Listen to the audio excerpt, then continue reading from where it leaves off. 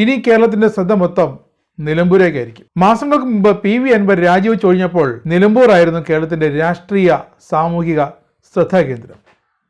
PV Anwar ആകട്ടെ UDF പോലും എടുക്കാതെ വന്നപ്പോൾ നേരെ പോയത് തൃണമൂൽ കോൺഗ്രസിലേക്കാണ്. അതോടെ നിലമ്പൂരിൽ ഒരു ഉപതെരഞ്ഞെടുപ്പ് എത്രയും പെട്ടെന്ന് നടക്കുമെന്ന ധാരണയിലാണ് പ്രതിപക്ഷവും ഭരണപക്ഷവും. പക്ഷേ പാലക്കാടോ ചേലക്കരയോ നടന്ന ഉപതെരഞ്ഞെടുപ്പുകളുടെ ആ വീര്യമൊന്നും ഇപ്പോൾ നിലമ്പൂരിൽ കാണാനില്ല.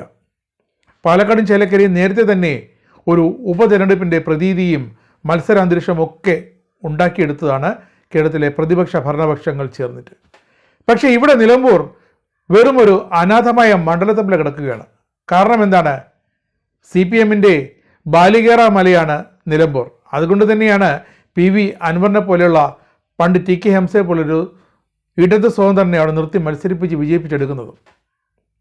കോൺഗ്രസിനും നിലമ്പൂർ അത്ര എളുപ്പമുള്ള കാര്യമൊന്നുമില്ല. PV അൻവർ രാജിവെച്ചപ്പോൾ തന്നെ നിലമ്പൂരിൽ ഒരു ഉപതെരഞ്ഞെടുപ്പ് എത്രയും പെട്ടെന്ന് നടക്കുമെന്ന് ഉറപ്പായിരുന്നു. എന്നാൽ അത് എപ്പോൾ എന്നതായിരുന്നു ആശയക്കുഴപ്പം. ഇപ്പോഴിതാ വൈകില്ല ഉപതെരഞ്ഞെടുപ്പ് എന്ന സൂചനകളാണ് ഡൽഹിയിൽ നിന്ന് ലഭിക്കുന്നത്. 2 ദിവസത്തിനകം കേന്ദ്ര തെരഞ്ഞെടുപ്പ് കമ്മീഷന്റെ നിലമ്പൂർ ഉപതെരഞ്ഞെടുപ്പിന്റെ വിജ്ഞാപനം ഇറങ്ങിയേക്കാം.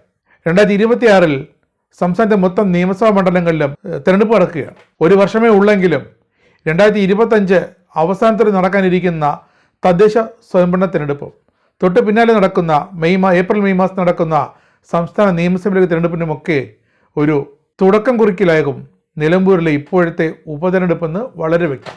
കാരണം പാലക്കാടോ ചേലക്കരയിലോ ഉപതെരഞ്ഞെടുപ്പ് നടന്നപ്പോൾ അന്ന് പറഞ്ഞതാണ് ഇത് സംസ്ഥാന സർക്കാരിൻ്റെ 2026 ഭരണത്തിന് നേരായ വിധിയെഴുത്താണെന്നും സംസ്ഥാന സർക്കാർ പറഞ്ഞത് ഞങ്ങളുടെ ഭരണത്തിന് അനുകൂലമായ വിധിയെഴുത്താകും ചേലക്കരയിലെ വിജയത്തോടൊപ്പമെന്ന്. എന്തായാലും തീരുമാനം ഉടനുണ്ടാകും. മലപ്പുറം ജില്ല രൂപീകരിച്ച അന്നു മുതൽ ഇന്ന് വരെ CPM ചിഹ്നത്തിൽ നിലമ്പൂർ മണ്ഡലത്തിൽ നിന്നും MLA ഉണ്ടായിട്ടില്ല എന്നതാണ് അവിടെ ഇടതിൻ്റെയും CPMൻ്റെയും ബലഹീനത. സാക്ഷാൽ ആര്യട മുഹമ്മദ് മുതൽ PV അൻവർ വരെ ഇടതുപക്ഷത്ത് നിന്ന് ജയിച്ചെങ്കിലും മറ്റ് പാർട്ടികളുടെ ബാനറിലെ ഒരു സ്വതന്ത്രരായിരുന്നു. കോൺഗ്രസ് ജില്ലാ അധ്യക്ഷന്റെ കസലിൽ നിന്ന് TK ഹംസയെ അന്ന് CPM തന്ത്രത്തിൽ കൂടെ നിർത്തി സ്വതന്ത്രനാക്കി അവതരിപ്പിച്ച് ജയിപ്പിച്ചു അവിടെ. പക്ഷേ ഇപ്പോഴും അത്തരം സർപ്രൈസിൻ്റെ സാധ്യതയുണ്ട്. കാരണം PV അൻവറിലൂടെ ഒരു വൻ സാധ്യതയായിരുന്നു കഴിഞ്ഞ തെരഞ്ഞെടുപ്പിൽ CPMനുണ്ടായിരുന്നത്. ഇത്തവണയും അവിടെ CPMന്റെ ആളുണ്ട്. ജില്ലാ കമ്മിറ്റി അംഗം VM ഷൗക്കത്ത്, ജില്ലാ പഞ്ചായത്ത് അംഗം ഷെറോൺ റോയ്, DYFI ജില്ലാ പ്രസിഡന്റ് P ഷബീർ. പക്ഷേ ഇവരെയൊക്കെ കവച്ചു വയ്ക്കുന്നൊരു സ്ഥാനാർത്ഥി CPMനുണ്ട്. പക്ഷേ പാർട്ടി ഒരു ആശങ്കയിലാണ്. M സ്വരാജ് നിലമ്പൂരുകാരനാണ്. തൃപ്പൂണിത്തറയിൽ നിന്നും ഒരു തവണ 2016 നിയമസഭാ അംഗമായതാണ്. പക്ഷേ അടുത്ത തിരഞ്ഞെടുപ്പിൽ K ബാബുവിനെതിരെ വളരെ നിസ്സാരമായ വോട്ടുകൾക്ക് തോൽക്കുകയും ചെയ്തു. ഒടുവിൽ കോടതിയും പറഞ്ഞു M സ്വരാജിൻ്റെ പരാജയം തന്നെയാണെന്ന്. അതുകൊണ്ട് തന്നെ M സ്വരാജിന് നിലമ്പൂരിൽ ഒന്നുകൂടി CPM നേരിട്ടുള്ള സ്ഥാനാർത്ഥിയെ പരിഗണിക്കാനുള്ള സാധ്യതയുമുണ്ട്. UDFിൽ പക്ഷേ ഒരല്പം വ്യക്തതയുണ്ടെന്ന് വേണമെങ്കിൽ ഇപ്പോൾ പറയാം. ആര്യട മുഹമ്മദിന്റെ മകനും KPCC ജനറൽ സെക്രട്ടറിയുമായ ആര്യടൻ ഷൗക്കത്തോ DCC പ്രസിഡന്റ് VS ജോയിയോ അവിടെ സ്ഥാനാർത്ഥിയാകുമെന്നാണ് UDFിന്റെ അപ്രഖ്യാപിത തീരുമാനം. ആര്യടൻ ഷൗക്കത്ത് ആര്യടൻ മുഹമ്മദിന്റെ അതേ ജനുസ് തന്നെയാണ്. പക്ഷേ PV അൻവറിന്റെ ബദ്ധശത്രു. അതുകൊണ്ട് തന്നെയാണ് PV അൻവർ നിലമ്പൂർ MLA സ്ഥാനം രാജിവെച്ച ആ വേദിയിൽ വെച്ച് പ്രഖ്യാപിച്ചത് താൻ UDFിൽ പോയാലുമില്ലെങ്കിലും അവിടെ UDF ഒരു മികച്ച സ്ഥാനാർത്ഥി നിർത്തണമെന്നാണ് തൻ്റെ ആഗ്രഹമെന്നും മലപ്പുറം ജില്ലാ സെക്രട്ടറി UDFിൻ്റെ ജില്ലാ സെക്രട്ടറി കോൺഗ്രസിൻ്റെ DCC സെക്രട്ടറി VS ജോയ് തന്നെയാകണമെന്നും അതോടെ VS ജോയുടെ സ്ഥാനാർത്ഥി പ്രതീക്ഷകളും ഇല്ലാതായി എന്നുകൂടെ പറയാം. കാരണം PV അൻവർ നാമനിർദ്ദേശം ചെയ്തൊരു വ്യക്തിയെ UDF സ്ഥാനാർത്ഥിയാക്കുമോ എന്ന് കാത്തിരുന്ന് കാണണം. എന്ന് പറഞ്ഞ് VS ജോയുടെ സാധ്യതകൾ തള്ളിക്കളയാനുമാകില്ല. ഭരണപക്ഷത്തെ പരിചയസമ്പത്തിൻ്റെ ആനുകൂല്യമുള്ള ഷൗക്കത്തിന് അവിടെ മുൻതൂക്കമുണ്ട്. നിലമ്പൂർ പഞ്ചായത്ത് പ്രസിഡന്റ് നഗരസഭാ ചെയർമാനും ഒക്കെയായിരുന്നു ആര്യടൻ ഷൗക്കത്ത്. അപ്പോൾ നടപ്പാക്കിയ പദ്ധതികൾ ഇപ്പോഴും ജനം ഓർത്തെടുക്കുന്നുണ്ട്.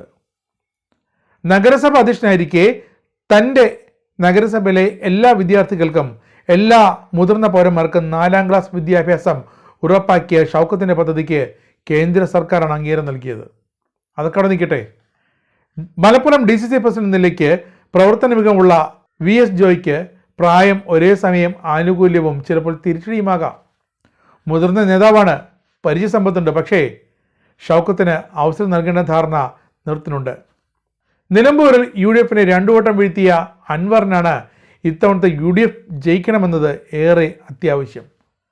അവിടെ അൻവർ അല്ലാതെ മറ്റൊരു CPMൻ്റെ സ്വതന്ത്രനായോ CPM ആയോ ഒരു സ്ഥാനാർത്ഥി ജയിച്ചു വന്നാൽ അൻവറിന് ഇതിൽ പരം അടി വേറെയില്ല. എന്തായാലും ഇടത് സർക്കാരിനെയും സാക്ഷാൽ പിണറായി വിജയനെയും 1-2 മാസം പിടിച്ചു കുലുക്കിയ വ്യക്തിയാണ് PV അൻവർ.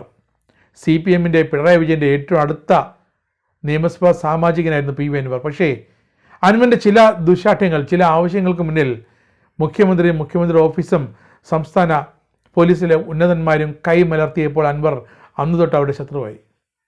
അതുകൊണ്ട് തന്നെ UDFിലേക്കുള്ള മുന്നണി പ്രവേശനവും അൻവറിന് ബാലികറാമലയായി.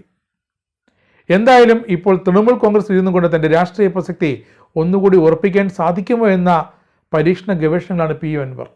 പാലക്കാടും ചേലക്കരയും പോലെ അത്ര തിരഞ്ഞെടുപ്പ് ചൂടും ഓളമൊന്നും ഇപ്പോഴും നിലമ്പൂരിലില്ല. ഒരു കണക്കിന് പറഞ്ഞാൽ നിലമ്പൂരിലെ ജനങ്ങൾ അനാഥരാണ്, വോട്ടർമാർ അനാഥരാണ്. തങ്ങളുടെ MLA എന്ന് പറയാൻ ഒരാളിപ്പോഴില്ല. നിയമസഭയിൽ തങ്ങൾക്ക് വേണ്ടി വാദിക്കാനും തങ്ങൾക്ക് വേണ്ടി ഘോരഘോരം പ്രസംഗിക്കാനും ആളില്ല. ഉണ്ടാകും ഒരു വർഷത്തേക്കെങ്കിലും. പക്ഷേ അത് ആരാകണമെന്ന് തീരുമാനിക്കേണ്ടത് നിലമ്പൂരിലെ ജനം തന്നെയാണ്. PV അൻവറിൻ്റെ ഇടതുപക്ഷത്തിരുന്നു കൊണ്ട് ഇടതുപക്ഷ MLA ആയിരുന്ന ചെയ്തികൾ വോട്ടർമാർ അംഗീകരിക്കുമോ തള്ളിക്കളയുമോ? അതിലൂടെ UDFിൻ്റെ സ്ഥാനാർത്ഥിക്ക് മേൽക്കോയ്മ കിട്ടുമോ? എന്തായാലും കാത്തിരുന്ന് കാണണം. വരും ദിവസങ്ങളിൽ നിലമ്പൂർ മണ്ഡലത്തിലെ ഉപതെരഞ്ഞെടുപ്പ് തീയതി കേന്ദ്ര തെരഞ്ഞെടുപ്പ് കമ്മീഷൻ പ്രഖ്യാപിക്കും. അതുവരെ കാത്തിരിക്കാം. നിങ്ങൾക്കും ആനന്ദ മീഡിയയുടെ പ്രേക്ഷകരിൽ ഒരാളാകണ്ടേ? യൂറോപ്പിലും US-ലും ആഫ്രിക്കയിലും അടക്കം പ്രവാസികൾ ഉള്ളയിടങ്ങളിലൊക്കെ ജനപ്രിയ ചാനലുമായി ആനന്ദ് മീഡിയ ഒപ്പമുണ്ട്. ഏഷ്യാനെറ്റ് ഫ്ലവേഴ്സ് അടക്കം നിങ്ങളുടെ വിരൽത്തുമ്പിലെത്തും. ആദ്യം റോക്കു ബോക്സ് സ്വന്തമാക്കുക. അതിൽ നിന്നും ആനന്ദ് മീഡിയ ആപ്ലിക്കേഷൻ ഡൗൺലോഡ് ചെയ്യുക, ഇൻസ്റ്റാൾ ചെയ്യുക. എന്നിട്ട് 02085866511 എന്ന നമ്പറിൽ ഞങ്ങളുടെ കസ്റ്റമർ കെയറിൽ ബന്ധപ്പെടുക. അല്ലെങ്കിൽ +91 735 660 3747 എന്ന നമ്പറിൽ വാട്സപ്പ് ചെയ്യുക. ആനന്ദ് മീഡിയയുടെ സേവനങ്ങൾ സ്വന്തമാക്കുക.